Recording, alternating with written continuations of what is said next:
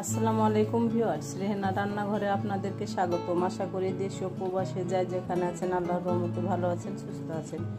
আজকে আমি আবার একটা দারুণ মজার রেসিপি নিয়ে চলে এসেছি। আজকে আমি তেলাপিয়ার মাছের ভর্তা করে দেখাবো।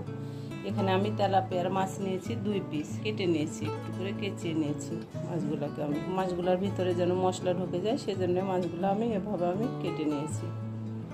আমি এখানে 2টা তেলাপিয়ার মাছ নিয়েছি, 2টা মাছই এভাবে আমি কেটে নিয়েছি। এখানে আমি নিয়ে নিয়েছি রসুন বাটা 1/2 চামচ, আদা বাটা 1/2 চামচ, ধনিয়ার গুঁড়া 1/2 চামচ, মরিচের গুঁড়া 1/2 চামচ, হলুদের গুঁড়া 1/2 চামচ, জিরার গুঁড়া 1/2 চামচ, লবণ স্বাদ অনুযায়ী। এবার আমি এই মশলাগুলো দিয়ে মাছগুলো আমি ভালো করে মেখে নেব। মাছগুলোর ভিতরে যেন মশলাগুলো ঢুকে যায়। মাছগুলাতে মশলা মেখে নিয়ে আমি ফিরে আসি। মাছগুলাতে আমি ভালো করে মশলা মেখে নিয়েছি। এবার মাছগুলো আমি 10 মিনিট রেস্টে রেখে দেবো। 10 মিনিট পরে আমি কিচেনে চলে যাব। 10 মিনিট পরে আমি কিচেনে চলে এসেছি। চুলায় আমি কড়াই বসিয়ে দিয়েছি। এবার আমি দিয়ে দেবো তেল। এখানে দিয়ে দেবো আমি সরিষার তেল। আমরা যেহেতু তেলাপিয়ার মাছের ভর্তা করছি, আমরা সরিষার তেল দিয়ে ভর্তাটা করব। মাছটা অবশ্যই সরিষার তেল দিয়ে ভেজে নিতে হবে। এবার আমি তেলটাকে ভালো করে আমি গরম করে নিব। তেলটা আমার ভালোভাবে গরম হয়ে গেছে। আমি এবার দিয়ে দেব মাছ। আমি এখানে 2 পিস আমি তেলাপিয়ার মাছ নিয়েছি। মাছটাকে আমি 10 মিনিট রেস্টে রেখেছিলাম। 10 মিনিট পরে আমি কিচেনে চলে এসেছি। আমি এবার মাছটা দিয়ে দিলাম। মাছটা এবার আমি উল্টিয়ে দেব। মাছের আমি 1 পিসটা ভেজে নিয়েছি, এবার অন্য পিসটা আমি ভেজে নেব। এটা মিডিয়াম টু লো হিটে ভাজতে হবে, নইলে ভিতরে কাঁচা থেকে যাবে। মাছগুলো আমি উল্টিয়ে দিলাম।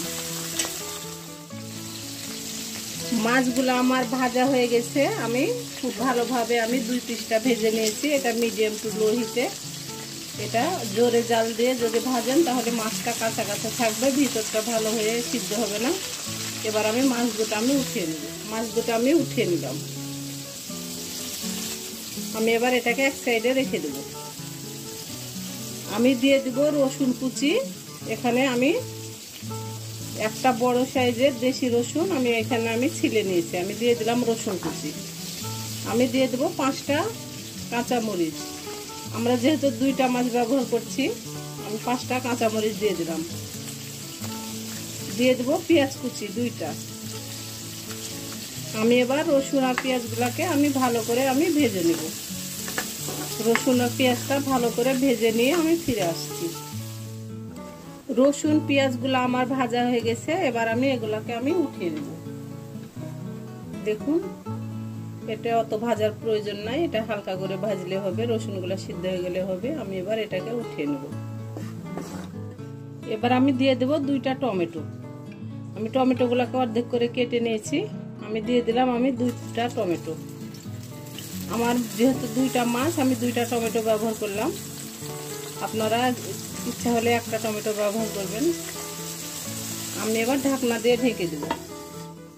এবার আমি ঢাকনাটা উঠিয়ে নেব। আমি এবার টমেটোগুলোকে উল্টিয়ে দেব।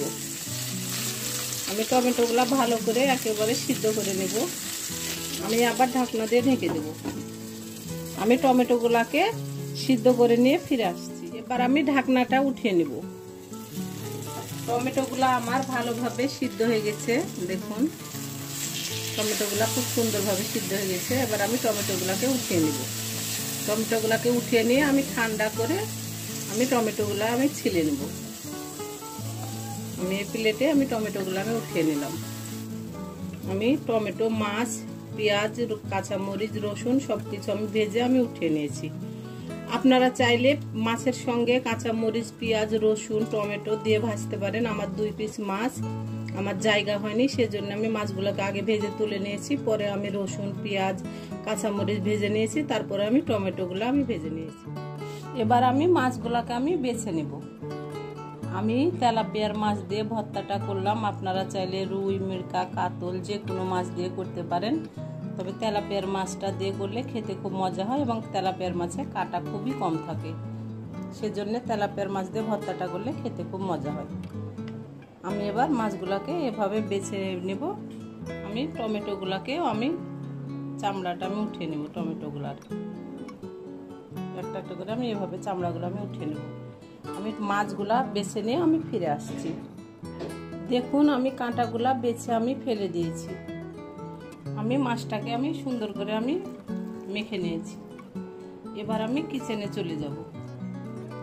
মাছটা আমার সুন্দরভাবে মাখা হয়ে গেছে। এবার আমি ওই কড়াইয়ের মধ্যে আমি মাছগুলো আমি ঢেলে দেব।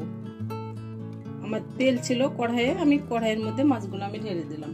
এবার আমি গ্যাসটাও অন করে দেব। বেশি না, আমি এখানে 1-2 মিনিট আমি মাছটাকে ভেজে নেব। আমি দিয়ে দেব লেবু, এখানে লেবুর রস দিয়ে দেব আমি। আপনারা চাইলে লেবুর রসটা না দিলেও হবে, কারণ এখানে টমেটো দেওয়া আছে, লেবুর রসটা না দিলেও চলবে, এটা স্কিপ করতে পারেন, তবে দিলে পারা খেতে মজা লাগবে। আমি দিয়ে দেব ধনিয়া পাতা কুচি, এখানে আমি ধনিয়া পাতা কুচি আমি দিয়ে দিলাম। আমি এবার 1-2 মিনিট নেড়ে চেড়ে আমি এটাকে নামিয়ে নেব। এটা আমার হয়ে গেছে পুরোপুরি, এটা বেশি আর নাড়তে হবে না, 1-2 মিনিট নাড়লে হবে। আমি 1-2 মিনিট নেড়ে চেড়ে আমি ফিরে আসছি। হয়ে গেছে আমার তেলাপিয়ার মাছের ভর্তা। আমি যেভাবে ভর্তাটা করলাম আপনারা একবার হলো আমার মতো করে রান্না করে খেয়ে দেখুন। অসম্ভব মজার একটা রেসিপি। এটা যদি থাকে তাহলে গরম ভাতের সঙ্গে আর অন্য কিছুই লাগবে না। এই গরমে এরকম ভর্তা হলে খেতে খুব মজা লাগবে। আমি এবার আপনাদেরকে পরিবেশন করে দেখাচ্ছি।